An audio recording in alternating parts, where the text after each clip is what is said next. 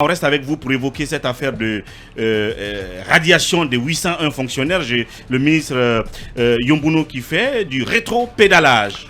Incroyable. Oui, le ministre Yombuno revient sur l'arrêté portant radiation de 801 fonctionnaires. Donc, plus de la moitié retourne à leur fonction initiale. Et je pense que c'est tout à fait une leçon. Et là aussi, je vous dis, sans démagogie, c'est Mamadi Doumbouya qui a dû lui dire: écoute, ce que tu as fait là, tu as fait un mauvais travail et il faut le réparer dès maintenant. Je pense que le ministre Yombuno n'avait pas besoin de ce va-et-vient, de ce populisme, de ces déclarations. On ne peut pas licencier, radier quelqu'un qu'on a envoyé en mission quand même. Soi-même. C'est extrêmement incompréhensible. Donc, ne prenons pas suffisamment de temps, sauf dire à nos auditeurs, et téléspectateurs que votre ministre de la fonction publique a fait un travail si bon qu'il a été obligé de revenir là-dessus parce que le travail ne convenait pas à la vision de l'administration et à l'intérêt du peuple de la Guinée. Donc il est revenu là-dessus, espérant qu'il a reçu la leçon et qu'il n'en répétera pas la bourde. Djarey Girassi, bonjour. Bonjour Uri, bonjour à toute la Guinée entière. Alors oui, Talibé veut rajouter quelque chose. En fait, l'arrêté, il faut quand même parcourir certains passages.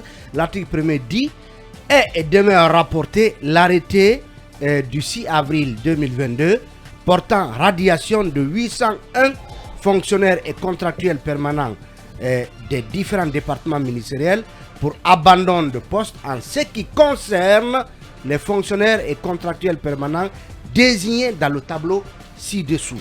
C'est-à-dire que les 881 avaient été radiés pour abandon de poste. Et finalement, donc, un arrêté vient rapporter le premier arrêté en partie.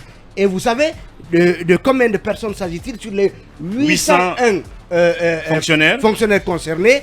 538 ont été rétablis. 538. Donc plus de la moitié. Plus de la moitié, 538.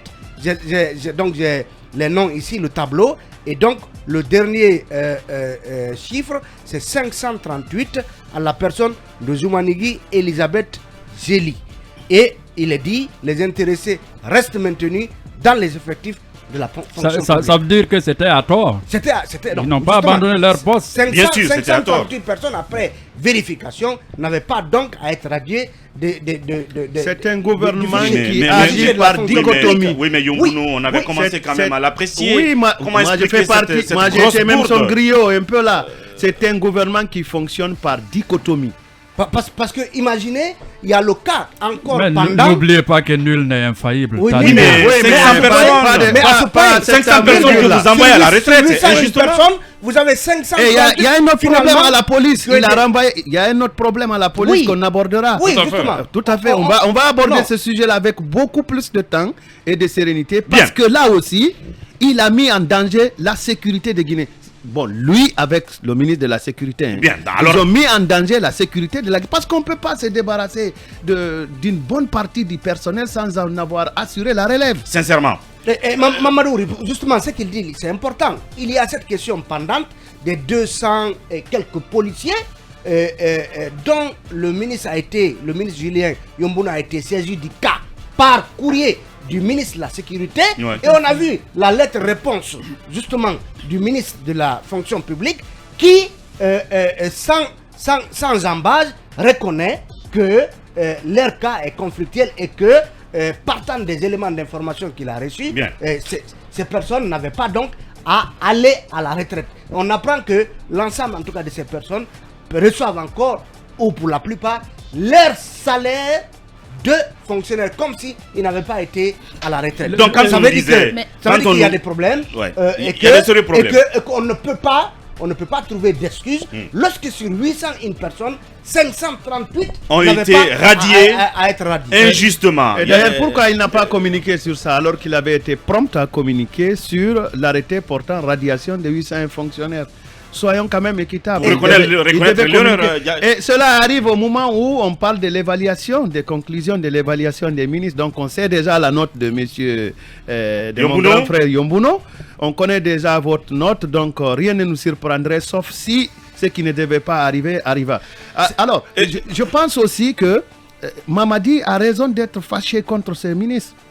Parce que certainement, lui, il a la compilation de toutes les notes de l'évaluation. Même si chaque ministre a reçu de manière, d'après ce que j'ai appris, de manière confidentielle sa note.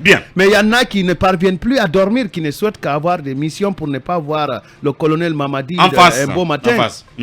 Et quand on nous dit, hier... Il faut préciser que cet arrêté date du 17 mai 2022. Merci pour la précision. Quand on nous dit donc que le président a dû bouder le reste du conseil hier... fâché, il y a de quoi justement y croire. Garay, là-dessus, rapidement. Enfin, je fais partie de ceux quand même qui ont toujours dit que les membres de ce gouvernement n'étaient pas quand même dans leur globalité à la hauteur. Je mesure bien les mots, je sais vraiment ce qui se passe. On a vu quand même que dans ce gouvernement, il y a eu... C'est vrai que nous avons fait la promotion de la jeunesse, mais je pense qu'il faut des jeunes compétents. Des jeunes compétents capables d'apporter quelque chose. Mais dans ce gouvernement, on a l'impression que les jeunes qui sont là ne se bougent pas, ne font pas assez le travail et nous ne les voyons pas à la hauteur de nos attentes. Peut-être ne consultent pas pour prendre des décisions. Mais peut-être même s'ils consultent, mais je ne vois pas du tout la portée de leur consultation sur le terrain. On a vu sur le cas du ministre Yombuno, on a vu quand même que dans le lot des 800 et quelques qui ont été radiés, on a vu qu'il y avait des enseignants-chercheurs. Et qui parlent d'enseignants-chercheurs, ce sont des gens, des pédagogues qui sont quand même en rotation. C'est-à-dire des gens qui ne peuvent pas rester immobiles là. C'est des gens quand même qui sont amenés qui sont sur le terrain, qui parfois qui se bougent, qui vont parfois même de pays en pays pour justement donner des modules de formation. Et c'est là le sens de chercher en fait. Par exemple dans les pays comme la France et les États-Unis, on voit quand même que les enseignants-chercheurs sont très mobiles parce qu'ils vont de pays en pays pour donner des modules. Et si ces enseignants-chercheurs se retrouvent dans le lot de ceux qui ont été radiés, je pense qu'il n'y a pas eu un travail en amont pour justement statuer sur leur cas ou peut-être que le ministre a dû faire la sourde oreille sur leur cas. Malheureusement, Cabinet Fofana, bonjour. Bonjour, oui, et bonjour à tous. Ouais, quelque chose à dire là-dessus, ce genre de bourde. Oui, bon, il faut considérer que ça devrait pas arriver parce que le nombre est important. 500 et quelques personnes, ça veut en fait dire qu'il n'y a pas eu un travail de fourmi qui a été... Imaginez le stress que ces 500 et quelques personnes ont dû vivre, sachant qu'injustement, on les avait radiés. Il y a de quoi dédommager, je ne sais pas, moralement ou... quelque part, en tout cas, le dommage qu'ils ont dû subir avant leur rétablissement. C'est assez stressant et on sait combien de fois le fonctionnaire guinéen comment je l'ai dit, le stress tous les mois. Si on peut les radier comme ça sur un coup de tête, ça en dit long sur le sérieux du travail avec lequel ce travail a été fait. On avait salué le travail du ministère du travail, mais sauf de la fonction publique plutôt, sauf que cette fois-ci il y a des bourdes. Il faut reconnaître et il faut très rapidement corriger cela.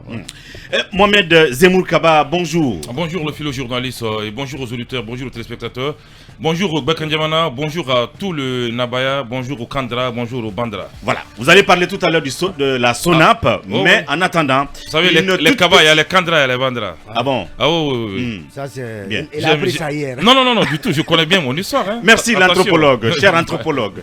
On va donc observer cette petite virgule et puis derrière on revient avec Mohamed Kaba pour parler de la SONAP.